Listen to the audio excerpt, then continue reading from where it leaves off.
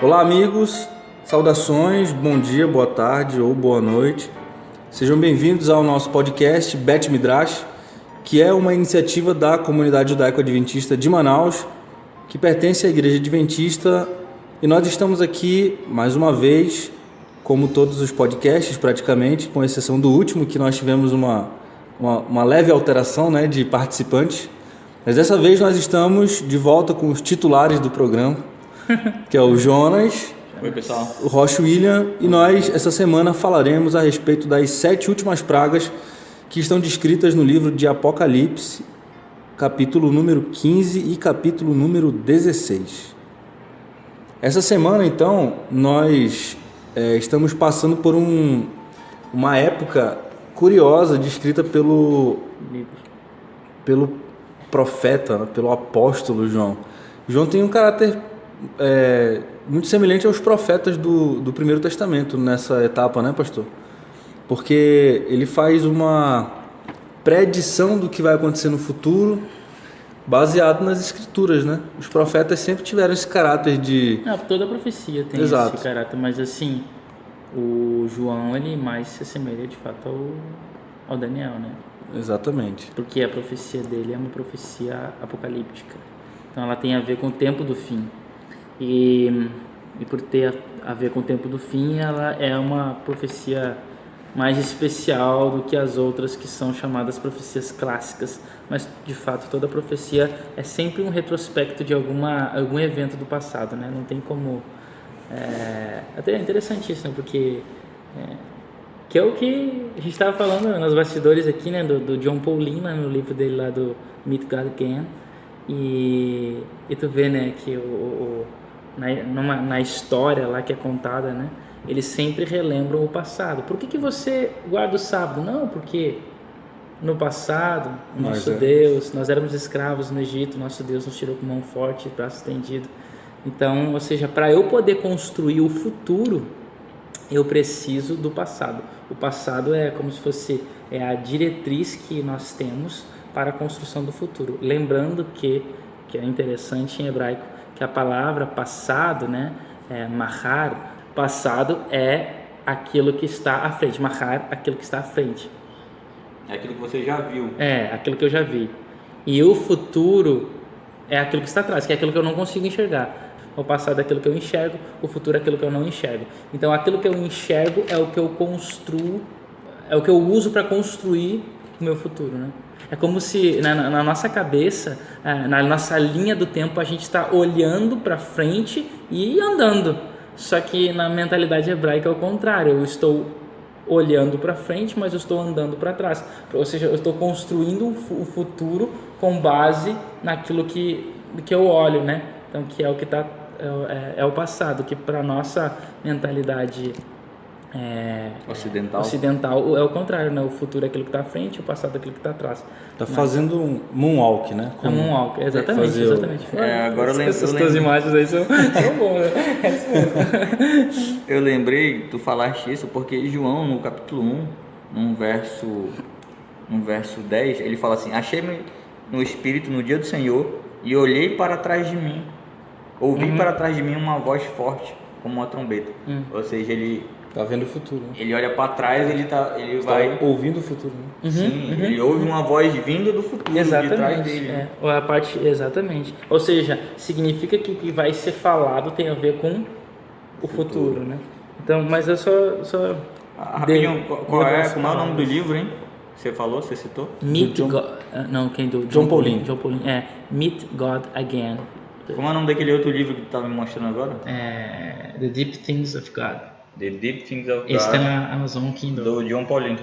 A versão Kindle, eu digo, né? Tem também. Porque tem a versão impressa, né? Também queria indicar um livro, que é o livro que a gente está lendo também. Para a referência bibliográfica do estudo desse trimestre é o livro do Ranko Stefanovic, que é As Revelações de Jesus Cristo, um estudo sobre o Apocalipse. E também o livro de Hans Larondelli, Como Entender as Profecias Bíblicas do Tempo do Fim. Eu vou deixar uma descrição desses livros na descrição do podcast aqui para vocês pesquisarem depois. Eu posso também indicar? Por favor. Bom, eu recomendo o livro Secrets of Revelation, do professor Jacques Ducan, que também fala a respeito do livro do Apocalipse, que é uma sequência. Ele escreveu o livro Segredos de Daniel, que já está publicado em português, está disponível na Casa Publicadora e nas lojas de serviço de educação lá e saúde das associações adventistas. O Segredo de Daniel, o príncipe judeu no exílio.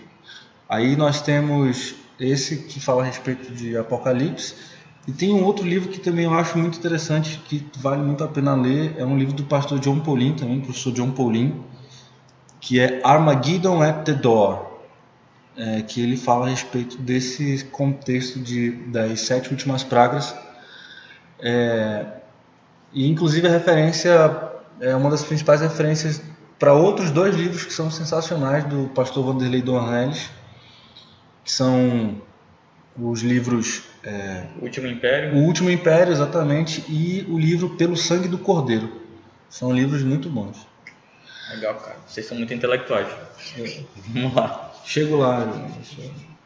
Bom, a gente, fazendo uma retrospectiva, né?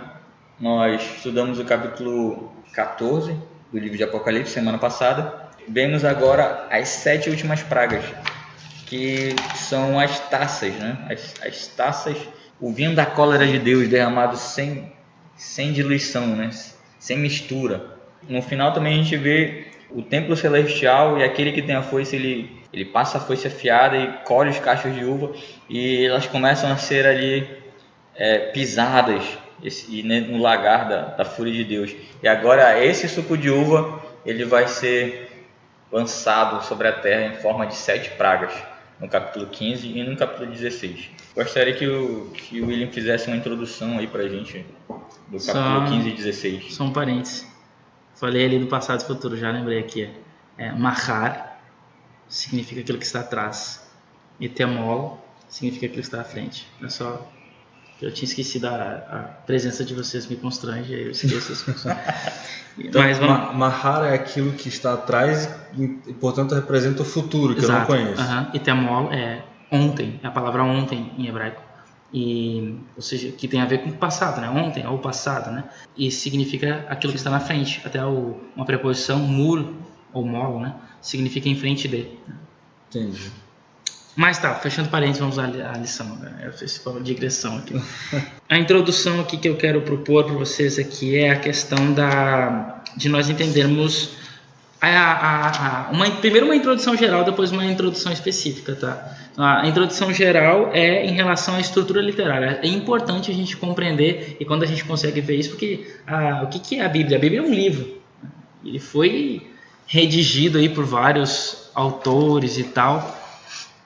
Então, como um livro, ele faz parte então da área de estudo da literatura. E é importante quanto mais a gente conhece essas coisas, compreende essas coisas, isso é importante, isso é muito legal. Então aqui a estrutura literária do livro nos ajuda a entender algumas coisas. Primeiramente, então, o Jonas já falou, a gente está agora em 2 capítulos, que é o capítulo 15 e 16. Então, a partir do capítulo 15 até o 22, que é o final do livro de Apocalipse, a gente está agora numa nova seção dentro da estrutura literária que João propôs. Primeiro, então, Apocalipse 1... só uma palavra antes. O livro de Apocalipse, a gente pode dividir ele em 3 momentos, em 3 eventos assim, históricos, né, que João está pontuando. Então, primeiro, Apocalipse 1, versículo 11, João trata desde Yeshua até o julgamento.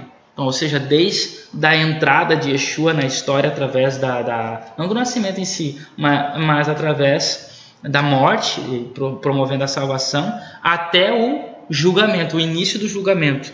Depois, a segunda fase de Apocalipse são os capítulos 12 até o 14, que nessa fase nós temos então a descrição desse julgamento. O que está acontecendo nesse julgamento? Então, é a descrição, né, Apocalipse 12 a 14, é a inspeção judicial. Então, ele está mostrando ali como que acontece essa inspeção judicial, esse momento do julgamento, que é uma coisa que acontece no tempo do fim. Vai aparecer isso no tempo do fim, certo? E por fim, só lembrando, então, esses 2 capítulos a gente já estudou na semana passada, 3 capítulos, desculpa, né? 12, 13 e 14, foi esse momento aí. O que está acontecendo, qual é o processo do julgamento, e que é o tempo do fim. E agora, por fim, então, a última fase do livro de Apocalipse começa no Apocalipse capítulo 15 e vai até o 22. E qual é o tema histórico aqui que João está tratando? Que é sobre sobre o julgamento, o fim, o processo final desse julgamento até a Nova Jerusalém, a Nova Jerusalém, ou o Novo Éden, que é o que vai fechar o livro de Apocalipse. Entenderam? Então, só recapitulando. Primeira fase, de Yeshua até o julgamento. Segunda fase, que é o centro do Apocalipse, é falar sobre esse julgamento que acontece no tempo do fim. E a terceira fase, do capítulo 15 até o 22, então o fim do julgamento até então a conclusão de tudo, o final de tudo, que é retornar como foi no princípio, lá na criação, é o novo Éden. Não é só a volta de Yeshua, o retorno de Yeshua de forma glorificada, né? Não. Essa fase, essa parte, né, final do Apocalipse é tratar então de quando a eternidade recomeça para nós. O que nós estamos vivendo aqui na história é uma brecha dentro da eternidade que se criou. Então, é uma brecha na eternidade. É isso que a gente está vivendo. Desde o pecado lá de Gênesis 3 até, então, esse momento final, né, que vai recomeçar tudo de novo, né, no final do livro de Apocalipse. Né? Apocalipse 20 termina e aí começa, então, 21, a Nova Jerusalém, Olam Rabá. Então, essa é a primeira parte interessante da estrutura literária. Segunda coisa é que agora, os capítulos 15 e 16, não sei se os nossos ouvintes lembram, e vocês aqui também lembram, que até o Gad falou da boneca russa, a matrioska. Né? Então, a gente começou falando, né, o livro de Apocalipse começa falando lá, a primeira cena mais relevante lá da introdução dessas histórias começa com o livro, que tem 7 selos, e aí esses selos são quebrados. Aí lembra, chegou no 7º selo, quebrou o selo, o que aparece? 7 trombetas. Aí chegou 7 trombetas, na 7ª trombeta, o que aparece? Uma pausa, um parêntese, e aí vai aparecer as 7 visões de João, e a gente já falou sobre essas 7 visões no último podcast, que é os capítulos 12, 13 e 14, que é esse julgamento. E aí agora e é como se isso fosse um parêntese, né? Porque lembra que eu acabei de falar agora aqui, é de Yeshua ao julgamento, do julgamento até o novo Éden. Só que dentro dessa parte são 3 fases: Yeshua, salvação, até o julgamento, e do julgamento até o fim, que é a Nova Jerusalém, o novo Éden.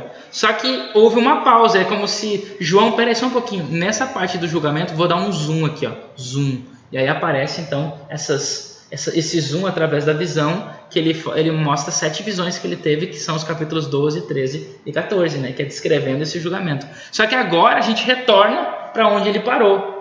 E onde é que ele tinha parado? Na 7ª trombeta. Então agora ele volta, aí abre-se agora 7 taças. E aí vai começar, e aí ele vai fechar esse ciclo. Então, que são 3 ciclos de 7, né? 7 selos dentro de um livro, 7 trombetas, o shofarim, e aí agora 7 taças, né? Dentro, e uma abertura, um espaço entre as trombetas e as taças, houve um parênteses sobre 7 visões. Muito legal essas estruturas, né? E o mais legal é o seguinte, então deixa eu ver aqui, então são os 7 selos, né? Depois, então, Apocalipse 8 vai falar dos 7 shofarim, 7 shofares. Apocalipse 12 a 14 são as 7 visões, que é esse parêntese. Apocalipse 15 e 16, que é a nossa lição, são as 7 taças. E aí, então, essas 7 taças agora vai retomar, por isso que está conectada com as trombetas, porque ela vai retomar o tema da ira.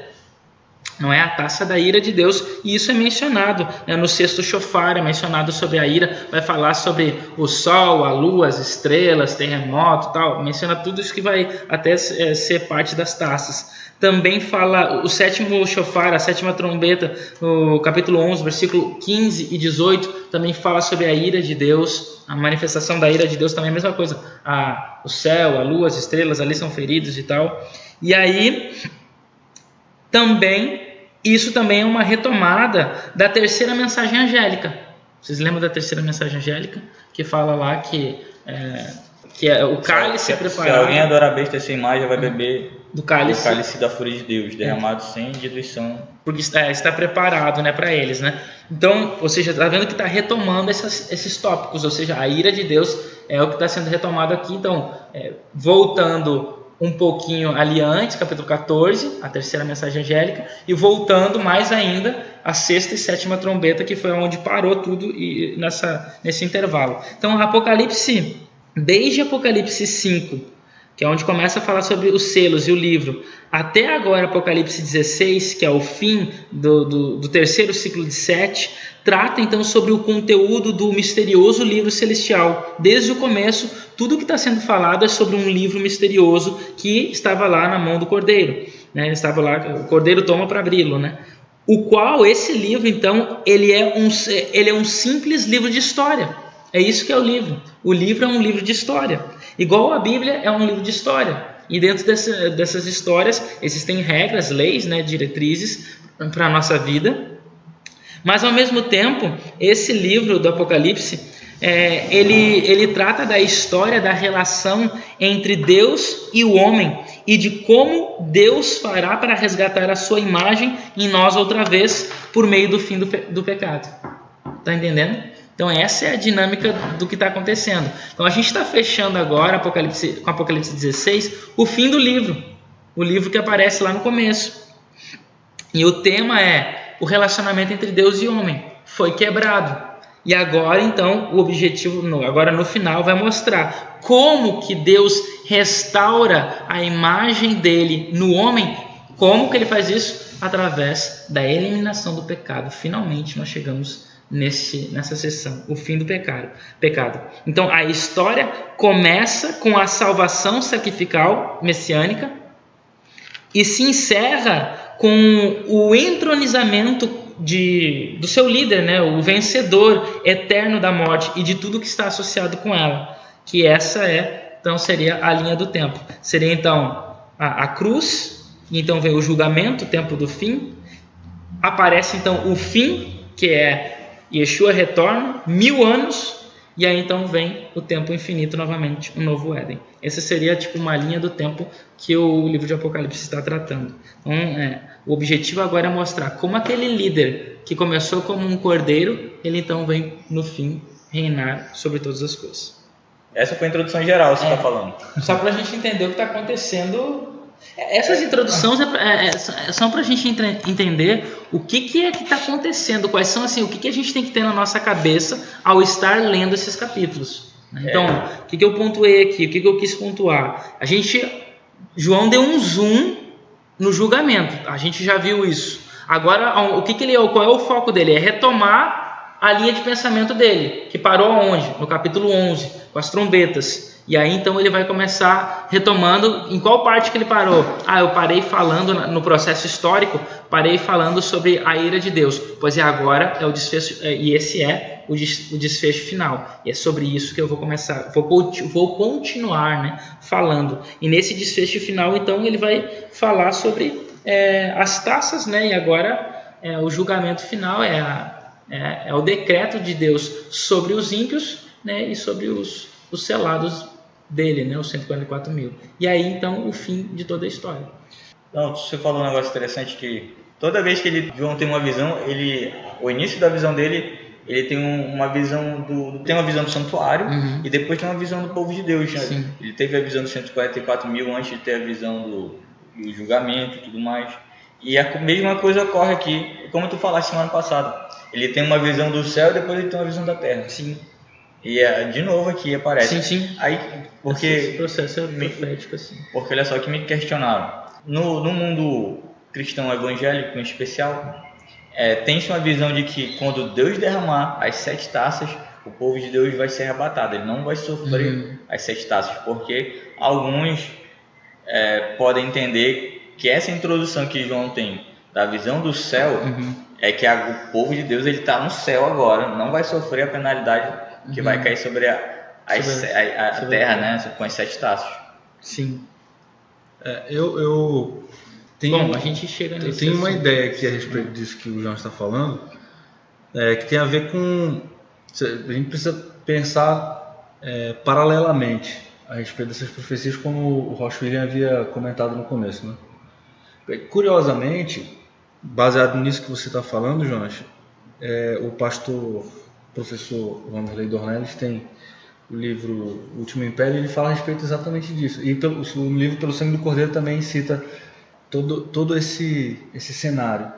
Ele diz que, na verdade, esses flagelos que estão acontecendo nas 7 últimas pragas, eles não vão afligir o povo de Deus, porque justamente nos leva para onde? Para o Êxodo. Era essa a referência que eu queria fazer, né? Porque essas 7 últimas pragas, elas estão diretamente associadas às 10 pragas que aconteceram no Egito, né?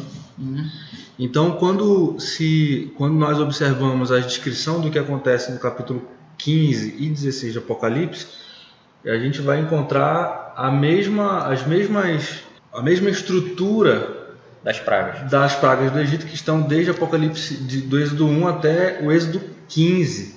Inclusive, tem uma referência aqui no começo do capítulo 15 de Apocalipse que João diz que ouviu os salvos, os remidos, cantando o hino de Moisés, né? O cântico de Moisés.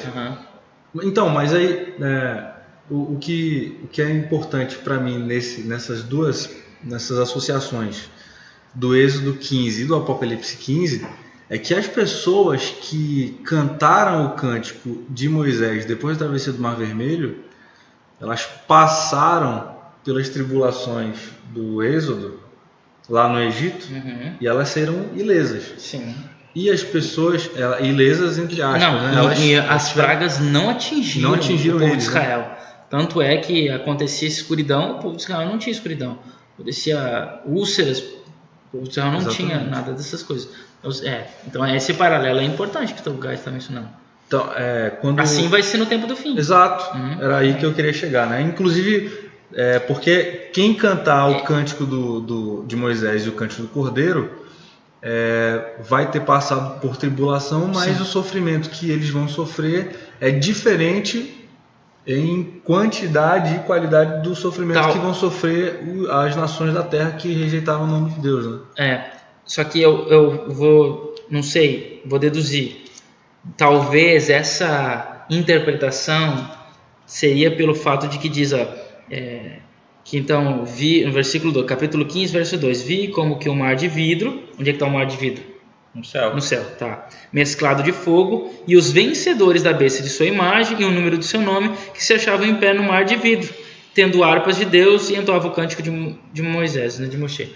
Ou seja, aqui está dizendo que eles estavam em pé sobre o mar de vidro, lá no céu. Então talvez a interpretação das pessoas que entendem, ou eles foram arrebatados, foram para lá, para o céu lá, e lá eles estão cantando e olhando aqui na terra, olha aí o que está acontecendo com o povo, né, que vai ser destruído e tal. Mas não, a gente não pode misturar as coisas aqui. Lembra, o livro de Apocalipse ele não é uma descrição assim linear. Então é para lá e para cá, para trás e para frente, para trás e para frente. Então aqui é uma imagem que está sendo descrita. Mas olha só, eu queria só propor uma coisa aqui, que é, antes de a gente entrar nessa discussão, tem uma coisa que é importante a gente também ter em mente, uma outra, que era a minha segunda introdução. Pois é. A gente já está entrando aí, mas é a minha segunda introdução. Mas olha só, aqui ó, tem uma coisa que é importante a gente ter em mente, ter algumas ideias em mente, para nós começarmos a ler o capítulo 15 e 16. Quais são essas ideias? Por que elas são importantes? Essas ideias são os últimos versos ali de Apocalipse 14, que é Apocalipse 14, verso 14 e 20. Que a nossa lição na semana passada não tratou sobre esses versos. Do 14 ao 20 ou do 14 e o 20? Não, Apocalipse 14, verso 14 a 20. Ah, tá. Porque o foco da lição foi as 3 mensagens. E acabou deixando de lado o final, a última visão. Lembra? Não são 7 visões. Então, a última visão de João, nessa série de visões que começou no Apocalipse 12, a primeira mulher, depois o dragão e tal, a última visão é o Filho do Homem. E aí a gente não falou, ninguém comentou nada sobre o filho Nós do homem. comentamos aqui na Escola Sabatina, em Goiás. Lá, no caso, no podcast, a gente não, Tá. não comentou nada. Eu não quis comentar também. Mas o podcast é um gostinho, entendeu? Sim. Mas só que para a gente poder entender mais coisas do que vai ser tratado agora é importante. Então, vou mencionar aqui, olha. Então, Apocalipse 14, versos 14 a 20. É importante a gente voltar, porque para nós entendermos o que está para acontecer a partir desses 2 capítulos que nós vamos estudar nessa lição, que é o Apocalipse 15 e o 16. Então, primeira imagem importante, Filho do Homem. O que isso nos lembra? 3 coisas. Daniel 7. Primeiro, vamos começar então com Daniel 7. Primeira coisa, Filho do Homem relembra Daniel 7:13, que é um tema que já é recorrente dentro dessa série de visões. Lembra? As visões de João são equivalentes às visões de Daniel, nas minhas visões da noite, lá do capítulo 7. Daniel 7, ele vê bestas que estão relacionadas com as bestas de Daniel 7. E ele, lá em Daniel 7, versículo 13, ele vê o Filho do Homem, só que não é de qualquer forma. Como é que está esse Filho do Homem? Sobre as nuvens. E essas são as únicas 2 vezes nas Escrituras que é mencionado que o Filho do Homem está sobre as nuvens. Então aqui o Filho do Homem está sobre as nuvens. Então Daniel 7:13 e Apocalipse 14, aí, verso 14, né?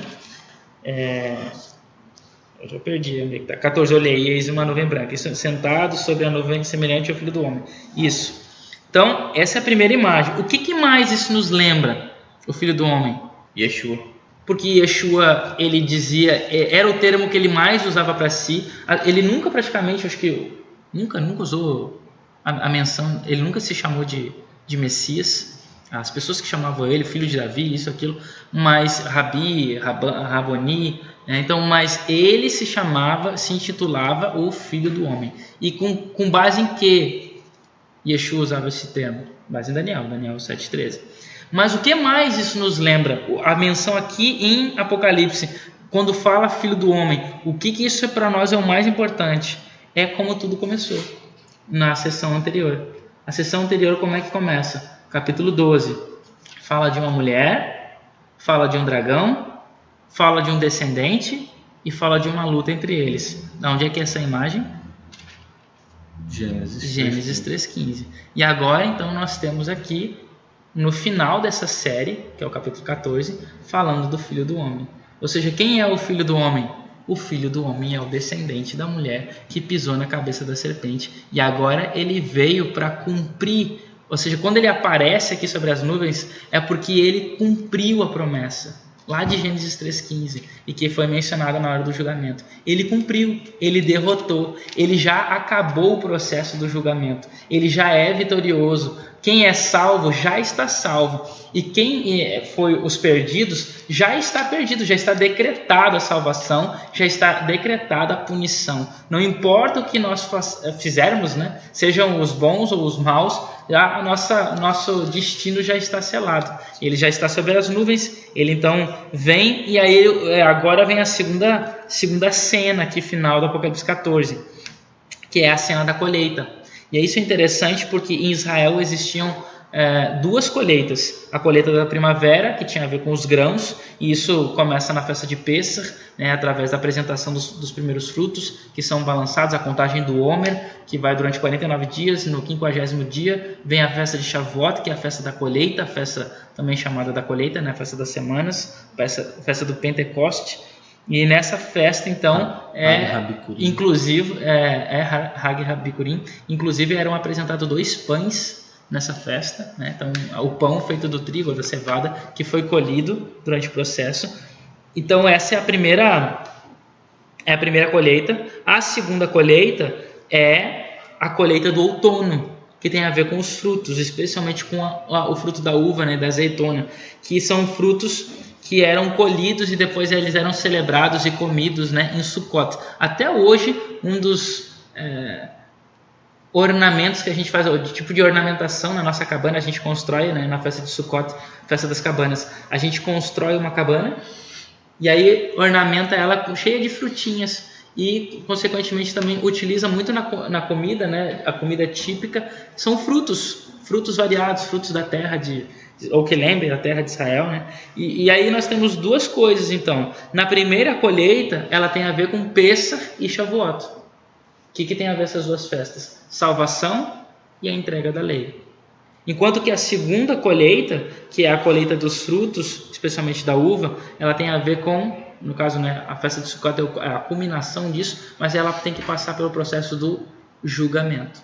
Então, são as três principais festas, né? E aí então nós temos a primeira colheita relacionada com as duas primeiras festas e a última colheita relacionada com a última festa.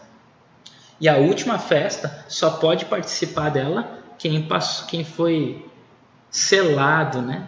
Quem foi tornado branco, né? Ou seja, purificado através do processo do julgamento do dia da expiação Yom Kippur. Então nós temos uma colheita, e aqui aparecem essas duas colheitas. A primeira colheita que é feita pelo próprio Filho do Homem, ele ceifa, e a segunda colheita que são os anjos que vão lá e vão colher as uvas para esmagá-las, né? Então para lançá-las no lagar. E aqui nós temos então um jogo de palavras, que não existe aqui no grego, né? Mas é um jogo de palavra que está implícito aqui nessa ideia da colheita, porque a palavra colheita em hebraico é a palavra katsir. Tá? Katsir, a palavra colheita. A palavra fruto maduro da colheita, em hebraico, é a palavra kaitz. Kaitsir, colheita. Kaitz, fruto maduro. E a palavra fim, em hebraico, é a palavra ketz. Então a gente tem um jogo de palavra aqui implícito, se vocês perceberem a semelhança, né? É feito uma katsir, colheita, que se reúne o kaitz, e isso declara-se o ketz, o fim. E essa é uma das palavras-chave dentro do livro de Daniel, inclusive, é o ketz, o fim, o tempo do fim, falar do fim. E aqui também o livro de Apocalipse. Então a colheita, ela possui uma dupla imagem, se a gente perceber. Primeira imagem é colher e arrancar, que exige violência, por consequência, a morte do fruto. O fruto morre quando ele é desvinculado da árvore, né? Da planta. Mas ao mesmo tempo, em relação à planta, ele morre e ele é arrancado com violência dali, foiceado, né? Tirado a foice. Mas quando ele está nas minhas mãos, eu reúno o fruto e isso para mim é bênção, porque ele vai me trazer vida. Fora da árvore é morte, mas a mim ele me traz bênção e alegria, por consequência, então ele me traz vida. E isso é interessante porque na Bíblia, grãos, principalmente de trigo, estão relacionados com o símbolo dos fiéis. Está relacionado com o símbolo dos fiéis. E a vinha ou a uva é um símbolo do sangue que é esmagado, né? A uva ela tem que ser esmagada e aí ela produz uma sujeira que parecia um sangue, por consequência, lembrando a morte, que é o símbolo dos infiéis. Então a conclusão, o que o finalzinho do livro de Apocalipse 14 já está nos preparando para o capítulo 15 e para o capítulo 16, que nós chegamos ao fim. Apocalipse 14 termina mencionando sobre a colheita final da vinha, do outono, do período do julgamento, que são então levadas para o lagar, para serem esmagadas, a fim de serem pisoteadas, né, esmagadas, para produzir o vinho para a taça divina, para a taça de Deus.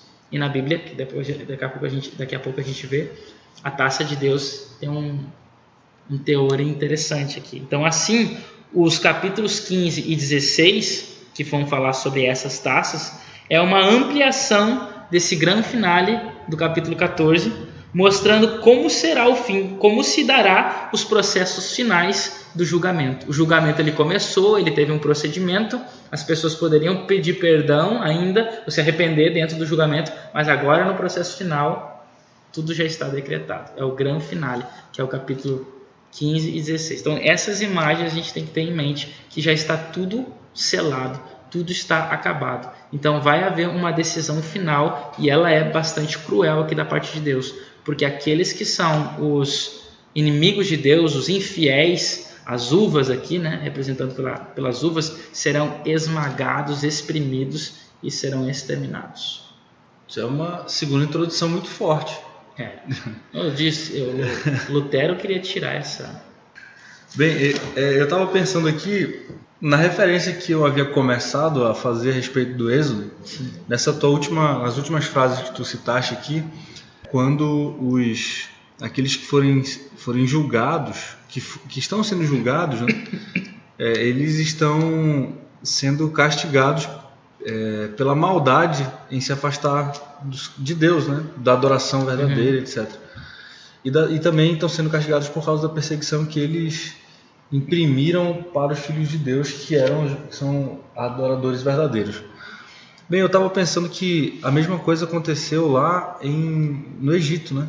No Êxodo, nos primeiros capítulos de Êxodo. Então, quando é que Deus resolve tirar o povo do Egito? Então, o livro do Êxodo diz que quando os israelitas estavam sendo oprimidos, e eles clamaram para Deus, e Deus se lembrou do seu povo, né? Sim. Dos patriarcas, etc. E aí, quando ele escolhe Moisés para operar os milagres como instrumento de Deus, etc., nós que conseguimos saber toda a história, porque a gente já conhece a história, né? E nós temos isso relatado, a gente sabe o final da história do Êxodo, né? Sim. Então, Deus foi fazendo as pragas acontecerem, mas as pragas são só etapas da salvação que Deus operou para os israelitas no Egito.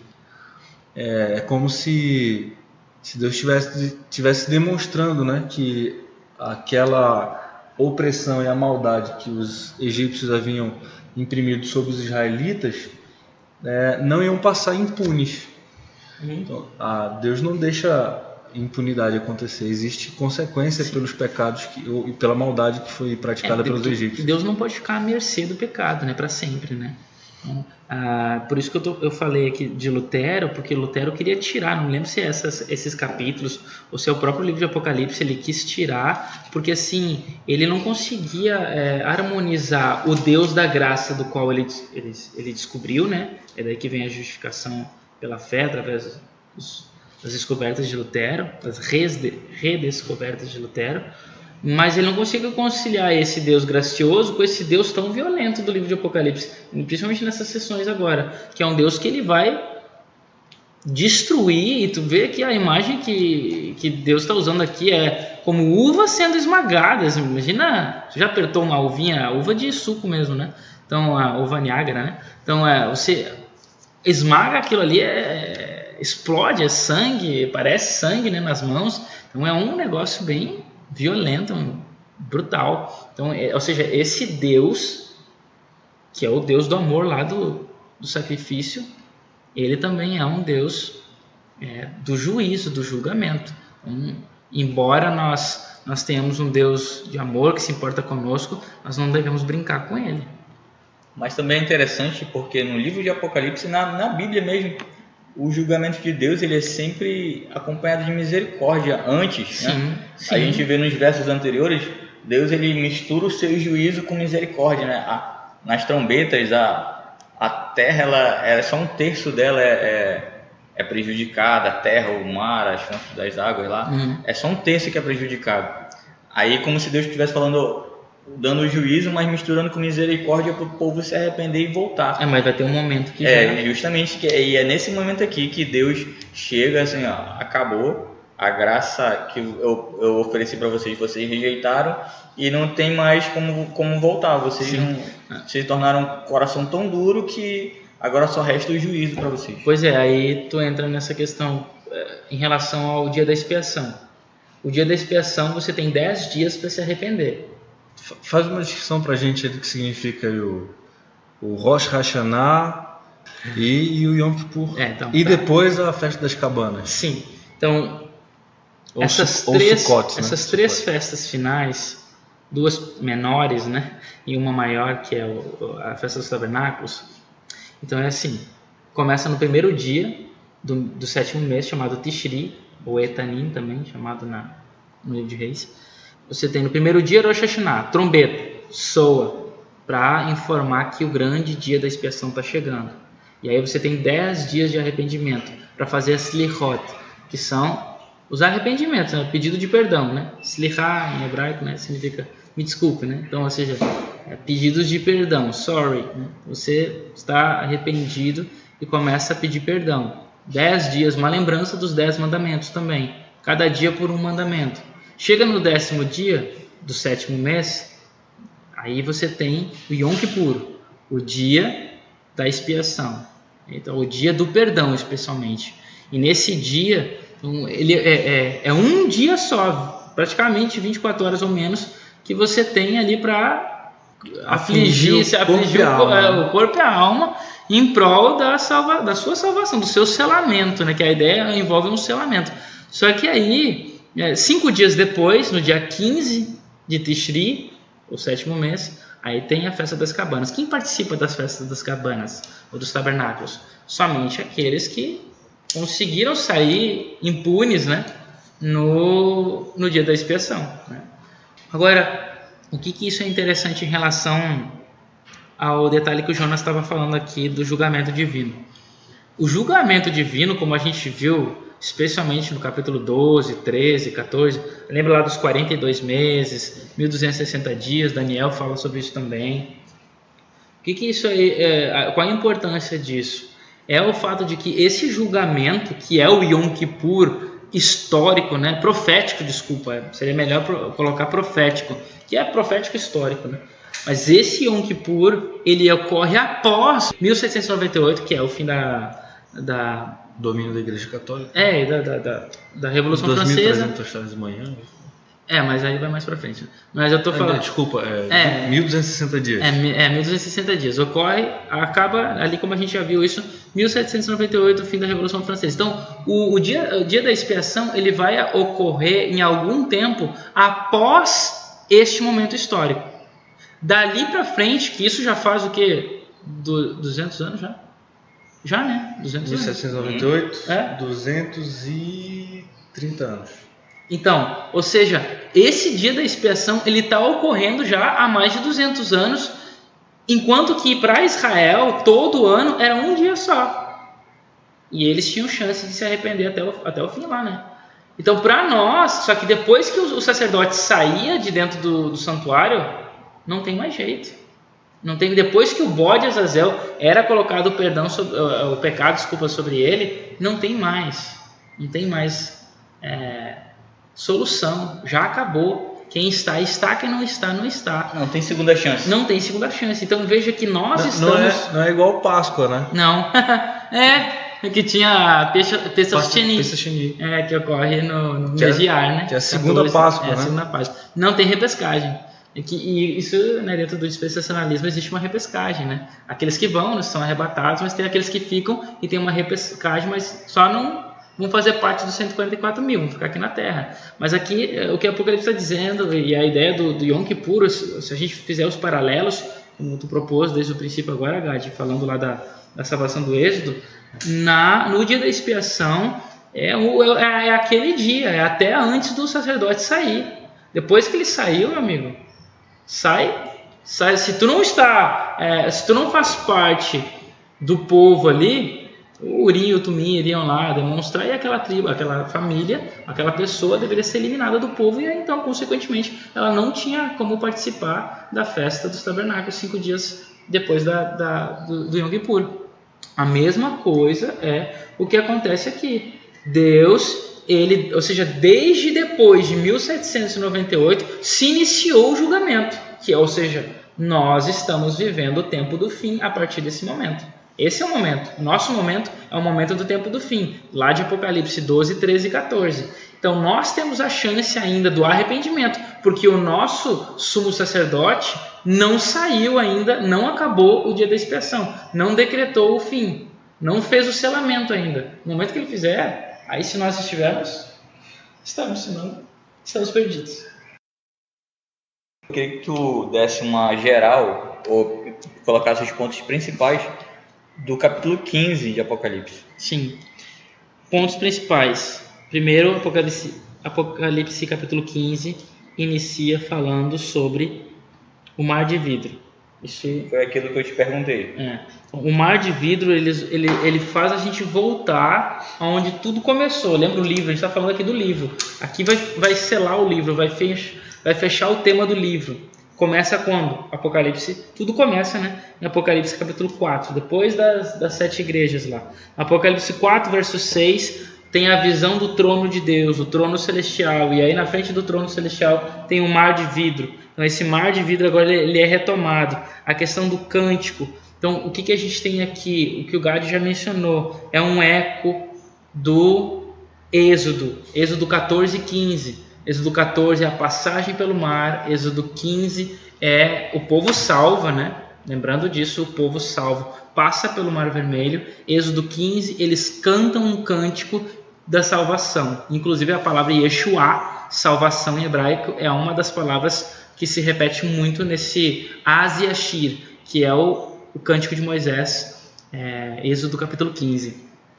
Então aqui nós temos essa ideia de novo, a salvação, o tema da salvação inicia com os salvos. Quem são os salvos? São aqueles que não, já acabou, já findou.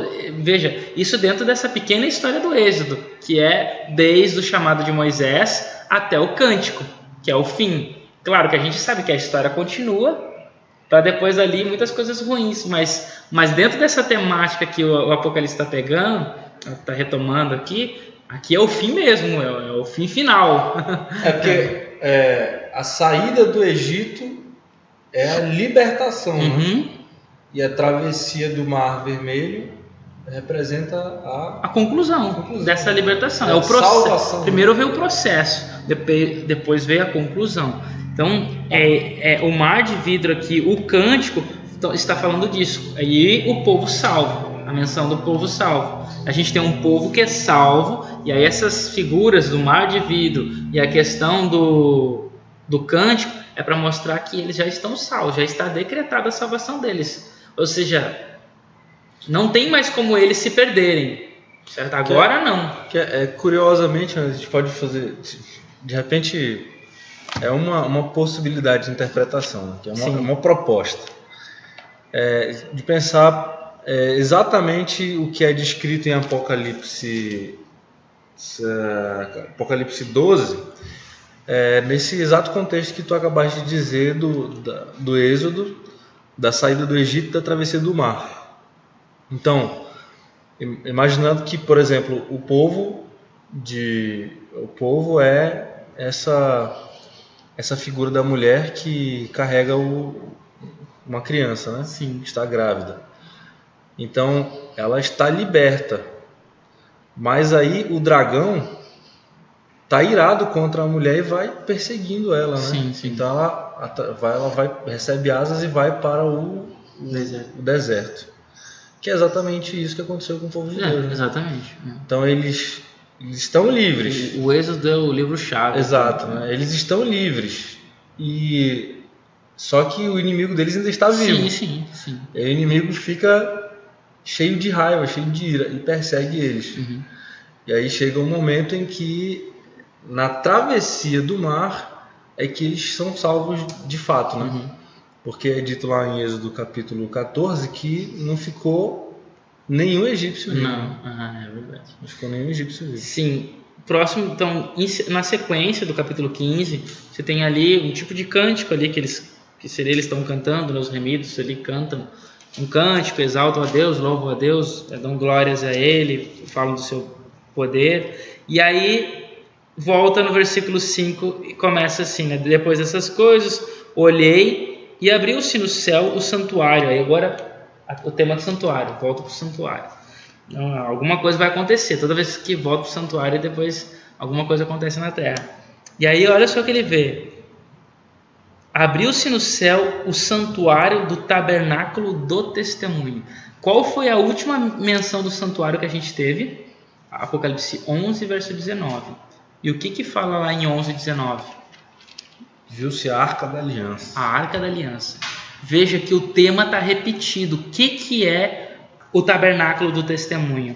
Então, para você entender o que é o tabernáculo do testemunho, você tem que ir lá em Êxodo, né? Êxodo é o tema, né? Êxodo 25, 16 e 21. Devem colocar no interior da arca o testemunho que darei a vocês. Verso 21. Coloque a cobertura sobre a arca. Coloque no interior da arca o testemunho que darei a vocês. qualquer comentarista sabe o que é esse testemunho que tinha que ser colocado dentro da arca. Os 10 mandamentos. Certo. A única vez na Bíblia em que é mencionado essa expressão que está sendo usada em Apocalipse, tabernáculo do testemunho, é Êxodo 38, 21. Isso até é legal para a gente aqui da Bet PME, porque esse foi o tema da Parashá da semana passada, que é a leitura semanal que a gente faz. Porque Êxodo 38, 21 é o início da Parashá de Pekudê, que é a última porção de leitura anual, né, da leitura anual do livro de Êxodo. E agora, nessa semana, a gente já está estudando o livro de Levítico, né, capítulo 1 até 5, né, que é a Parashá de Vaikra. Então, e o que diz lá Êxodo 38, verso 21, que é a Parashá de Pekudê, início da Parashá de Pekudê? Estas são as contas do tabernáculo do testemunho, registradas como Moshe ordenou pelos levitas, sob a direção de Itamar, filho de Arão. Que legal, né? Então, nessa sessão final, agora, as contagens, né, o nome Pekudê, aí tem essa menção, o tabernáculo do testemunho. Por que o nome era o tabernáculo do testemunho? Porque a coisa mais importante era o Santo dos Santos. Dentro do Santo dos Santos, a coisa mais importante era a arca. E dentro da arca, a coisa mais importante era os 10 mandamentos, que é chamado de o testemunho. Edut, Haedut. Então, é o testemunho, é a tábua dos 10 mandamentos. E aqui é dito, então, que se abriu o tabernáculo do testemunho. Por que eu estou enfatizando isso? Porque com base em que essas pessoas foram salvas e aquelas outras se perderão? No testemunho. No testemunho. E o que é o testemunho? A lei de Deus. A lei de Deus. Então, não venha me falar que a lei não tem mais vigor, que a lei não tem mais valor, porque não tem como tu arrancares isso dentro do livro de Apocalipse. O Apocalipse está fazendo a menção de que no final de tudo, depois de todas as coisas, o grande tabernáculo do testemunho, que é uma menção da lei, e não é a lei, uma nova lei, uma lei posterior. Essa lei é a lei lá de Êxodo, é a lei lá de Êxodo 20. A lei que foi entregue no Sinai. É esse tabernáculo do testemunho que existe no céu, o mesmo testemunho, a mesma lei, a lei que foi escrita com o dedo de Deus, é com base nessa lei que vai ser utilizado para decretar, para selar o destino dos salvos, consequentemente também dos ímpios. Tá vendo? Isso é importante aqui. E olha só que essa Parashá, que é a Parashá de Pekudê, que é Êxodo 38, verso 21, até o final de Êxodo, até Êxodo 40, verso 38, ela está em volta dessa visão aqui do capítulo 15, ou desse capítulo. Porque olha só, o que aparece em seguida? Aparece ali dizendo assim, então um dos 4 seres viventes deu aos 7 anjos 7 taças de ouro cheias de cólera de Deus que vive pelo século dos séculos. E o santuário se encheu de fumaça. Verso 8, procedente da glória de Deus e do seu poder, e ninguém podia penetrar no santuário enquanto não se cumprisse os 7 flagelos dos 7 anjos. Olha que coisa legal, porque no final de tudo, então, aparece, ou seja, lembra o Filho do Homem já apareceu, ele já fez a ceifa dele, ele já colheu quem é, ou seja, ele já selou quem são os dele e já preparou as uvas para serem pisoteadas e vai ser lançada, né, as taças da sua ira. Só que aí então agora os anjos então saem, o santuário é visto e aí aparece uma fumaça sobre o santuário da glória de Deus e ninguém pode entrar. E isso também aparece na Parashá de Pekudê. No início nós lemos sobre o tabernáculo do testemunho e no fim da Parashá nós vamos ver lá no capítulo 40 exatamente 34, né, 33, 34, vai aparecer exatamente sobre isso, que o santuário, então, depois, o que é a Parashá de Pekudê? Só para lembrar, assim, para nós e para os nossos ouvintes. A Parashá de Pekudê é a contagem sobre tudo aquilo que foi pedido por Deus lá em Êxodo 25 para se fazer um santuário para que ele pudesse habitar no meio do povo. Agora foi feita a listagem, tudo que foi feito, tudo que foi realizado. E então no final, no capítulo 40, Moisés ele constrói o santuário. Ele pega, está aqui as vigas, estão aqui os pilares, está aqui a arca, está aqui tudo. Ele contou tudo, está tudo em ordem, está faltando alguma coisa? Não está faltando. Então ali agora ele começa a montar o santuário conforme ele viu. Ele monta o santuário e quando ele termina de montar o santuário, a glória de Deus desce como uma fumaça e ninguém pode entrar ali. E o interessante é que a Haftará, que é a versão dos profetas relacionadas com a Paraxá, especialmente para os askenazitas, né? É 1 Reis, capítulo 7, verso 51, até 1 Reis 8, verso 21. E lá em 1 Reis, no capítulo 8, né, nos versos 10 a 11, a gente vai ter a construção do santuário feito por Salomão. E aí o que acontece? A fumaça de Deus desce ali e os levitas não podem entrar porque a glória de Deus está pairando ali. A mesma cena de novo. E é essa cena que engloba aqui o finalzinho do capítulo 15. Por que isso é importante? O que isso tem a ver com a gente? E o que isso nos ensina? Nos ensina o seguinte: esse é o processo aqui, de que Deus ele acabou aqui, né? Deus findou a sua obra. Deus acabou o processo. Ele realizou a sua promessa de habitar no meio do povo. Ele está prestes a fazer isso. E olha que interessante, tu tem aí, Gad, o Êxodo, capítulo 40, versículo 34. Verso 33. Êxodo 40, verso 33. Diz: levantou também o átrio ao redor do tabernáculo e do altar, e pendurou o reposteiro da porta do átrio. Assim Moisés acabou a obra. Acabou a obra. Essa expressão é muito fantástica, porque isso vai aparecer de novo lá em 1 Reis, quando Salomão acabou a obra. Salomão acabou a obra. Moisés acabou a obra. E isso nos lembra, todo Shabat a gente fala, Vayihulu, que é... Deus acabou a obra no 7º dia. Gênesis 2, versos 1 a 3. E Deus acabou a sua obra. Então, a construção do santuário é uma lembrança da criação. A menção de que a fumaça aparece ali é um símbolo de conclusão. Igual Deus concluiu a criação, o santuário também foi concluído, acabou. Só que nesse caso aqui, o que está sendo mencionado, o que está sendo acabado aqui, é a nossa história de pecado.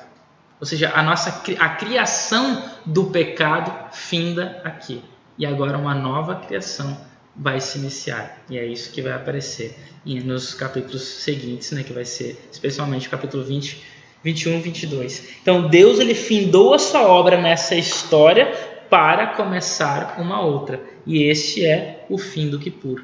É o fim do Yom Kippur que está sendo mencionado aqui. O capítulo 15 está nos mostrando a expiação, o julgamento acabou. Deus termina uma obra para iniciar uma outra. E agora é uma nova criação. A criação, então, ela começa com... Só que toda a criação, para que Deus possa criar, o que precisa? Caos. No princípio era o caos, né? No princípio era o caos. E é através do caos que Deus então começa a dar ordem às coisas. Então veja só, o que a gente tem em mente aqui? Deus está para começar alguma coisa, que no caso é a criação novamente. Recriar. Só que olha só, para que Deus possa recriar, ele... Imagina, que loucura, é como se fosse assim, eu estou no meu quarto e eu tenho que arrumar o meu quarto. E aí para eu poder arrumar meu quarto, eu bagunço ele tudo que eu posso. Bagunço todo o quarto, deixo ele no caos. Aí agora sim, agora eu vou organizar meu quarto. É isso que Deus faz. Então Deus, ele chegou num processo que agora ele desorganiza tudo. E é por isso que vai lançar as taças, para desorganizar tudo, para transformar em sangue, para terremotos, para tornar tudo um caos. E aí depois que está um caos, ele então vai começar a criar. E isso também é uma imagem simbólica dentro do mundo antigo, que a gente até já mencionou. Lembra, para o Deus, lá, o Deus Criador, ele tinha que lutar com as forças primevas, com as forças do caos, com os monstros marinhos, com esses seres primordiais do caos, essas bestas. Ele tinha que lutar com ele, derrotá-los, para que então, através da derrota, ele pudesse executar a sua criação. E agora novamente, Deus derrota as bestas, Deus derrota o dragão, ele faz tudo um caos, ou seja, ele derrota o caos para então pôr ordem nas coisas. E esse é sensacional, isso é muito legal, né? A gente começa a ver assim, essas imagens dentro do livro de Apocalipse. Eu tava pensando aqui, ainda detidamente, porque há algum tempo atrás eu fiz um estudo um pouco alongado da Parashá que nós estudamos no Shabbat Shirah, né? Uhum. Que a Parashá que trata do capítulo 14 e capítulo 15 de Êxodo, especialmente. Uhum. E aí eu descobri que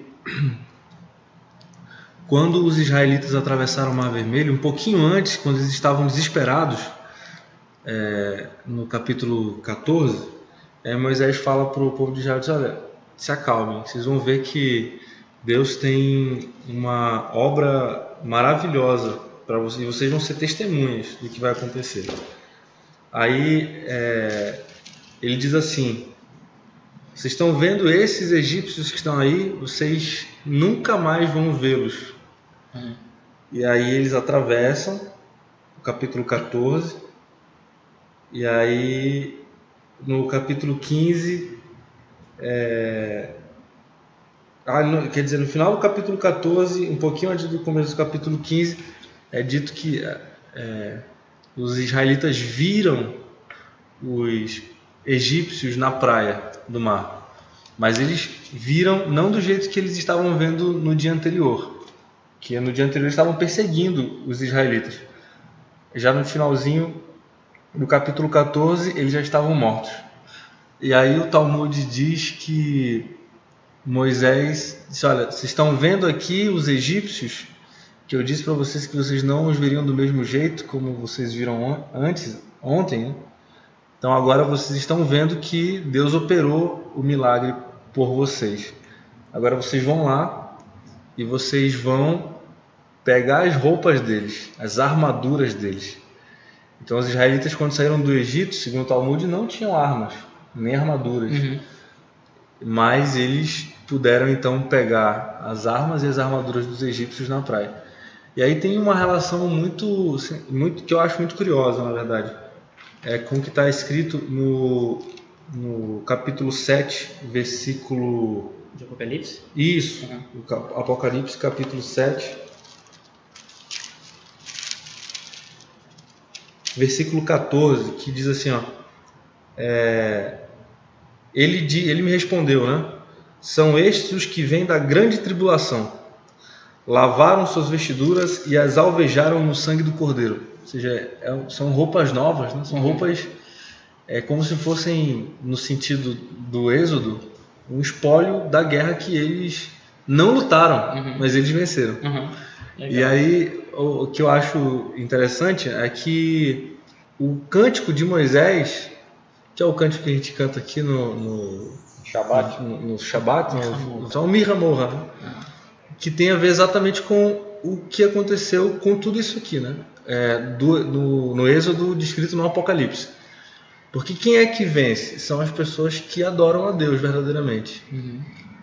E quem é que perde? São as pessoas que não adoram a Deus verdadeiramente, que é diretamente associado com a petulância do faraó, né? Sim. O coração do faraó se endureceu e perguntou exatamente, quem é Deus que eu não reconheço esse Deus? Uhum. Ou seja, no sentido da adoração, não reconhece que ele deve dar adoração a Deus. Então ele foi castigado pela petulância em não adorar a Deus. Sim, tanto é que o fato de mencionar que Deus endureceu o coração dele, significa que Deus não mais enviou o Espírito para ajudá-lo a se arrepender, né? Ele ficou por si mesmo, vivendo por si mesmo, né? A decisão não era mais através da voz interna, né, na nossa consciência de Deus, era de si mesmo. Sim, a única coisa mais interessante assim é só uma questão assim, falando aí do Yom Kippur, é que acho até que ninguém vai lembrar talvez, mas eu já falei sobre isso, é que no dia da expiação atual, moderna, a forma atual de se fazer o dia da expiação, os judeus eles tem a arca, né? A arca é um móvel que abriga a Torá, que é o objeto mais importante dentro de uma sinagoga, Aharon HaKodesh. E aí o que acontece? A arca, ela tem uma porta. E essa porta, ela é aberta no início do Yom Kippur, na cerimônia de Kol Nidre, e ela fica aberta praticamente, né, embora ela fechada e tal, mas porque é de um dia para o outro, né, a noite do Yom Kippur e depois a manhã do Yom Kippur e o dia todo, mas assim, ela fica aberta, a porta fica aberta. O Yom Kippur todo se passa com a porta da arca aberta. Por quê? Porque o arrependimento ainda é possível. Mas aí no final, o nome da última cerimônia que nós realizamos no Yom Kippur chama-se Neilá, que significa fechamento, conclusão. E aí, na Neilá é o momento em que nós fazemos, né, a última Amidá, a última oração, o Shema lá e tudo, aí fecha-se a porta. E naquele momento ali, inclusive, a gente vai fazer o Shema, e aí o Baruch Shem Kevod Malchuto Leolam Vaed, que é a segunda parte do Shema, que normalmente a gente faz em silêncio, a gente fala em voz alta, porque naquele momento nós somos considerados como os anjos, porque o nosso selamento foi feito, foi dado, né? E por que nós somos considerados como anjos? Pera aí, rapidão. Porque já... Deixa eu contextualizar aqui para o ouvinte que não está familiarizado com a liturgia da Bet Benei. Quando se faz o Shema, que é a oração de Deuteronômio 6, capítulo 6, versos 4 a 9, é uma oração que se recita na sinagoga, e depois do primeiro trecho que é o versículo 4, faz-se uma declaração com a voz baixinha, bem silêncio, que bendito é o nome daquele que é a glória, daquele a quem pertence a glória e o reino para sempre. Esse trecho da oração, ela não está na Bíblia, porque Moisés, a tradição diz que Moisés ouviu os anjos falarem isso quando ele estava lá no Monte Sinai. E aí se colocou na oração, se fala baixinho, quase imperceptível, porque foi uma declaração dos anjos. E é uma vontade nossa de ser como eles. De que forma? Puros, de sermos sem pecado, como eles são, e estarmos ao lado de Deus, como eles estão. E depois do Yom Kippur, então, a gente recita o Shema, e essa declaração é dita com altos brados, né? Porque nós temos agora, consideramos, né, que temos a condição de sermos como os anjos, porque a expiação passou, então somos considerados puros. Então essa cerimônia da Neilá é importante porque a partir dali Deus não pode mais perdoar. Não porque Deus não quer, mas é porque nós não podemos mais mudar o nosso jeito de ser. A gente já chegou num estágio que a gente não tem mais como mudar. Nós somos o que somos e ponto final. Deus não pode alterar isso. Se nós somos bons, então nós somos bons. Se nós somos maus, nunca mais seremos bons. Não tem como nós sermos bons. Isso também faz lembrar a Arca de Noé. Se vocês lembram, né? Isso tem a ver com a Arca de Noé. A Arca de Noé, ela é fechada, e aí então 7 dias ela fica lá. E o povo zoando Noé lá fora. Mas quando a chuva cai, o povo bate querendo entrar, mas não tem mais jeito, a porta foi fechada. Quem está dentro da arca está dentro. Inclusive o próprio Deus fala lá em Gênesis 6:3, que o meu espírito não agirá sobre o homem, sobre o coração do homem, por muito tempo. Então são 120 anos lá que Noé, né, fica pregando, que é o momento em que o Espírito está atuando no coração das pessoas para o arrependimento. Depois não tem mais. Então esse é o tema mais importante, eu acho, da nossa lição, é exatamente isso, porque nós que estamos falando aqui, as pessoas que estão ouvindo, esse ano que nós estamos vivendo, enquanto nós estamos aqui, nós estamos em plena oportunidade de arrependimento. Mas vai chegar um momento em que a porta vai se fechar e não haverá mais arrependimento. Só haverá para aqueles que não se arrependeram choro e ranger de dentes, como disse o Messias. Essa é a grande importância do tema. E aí então se abre agora o capítulo 16 com as taças.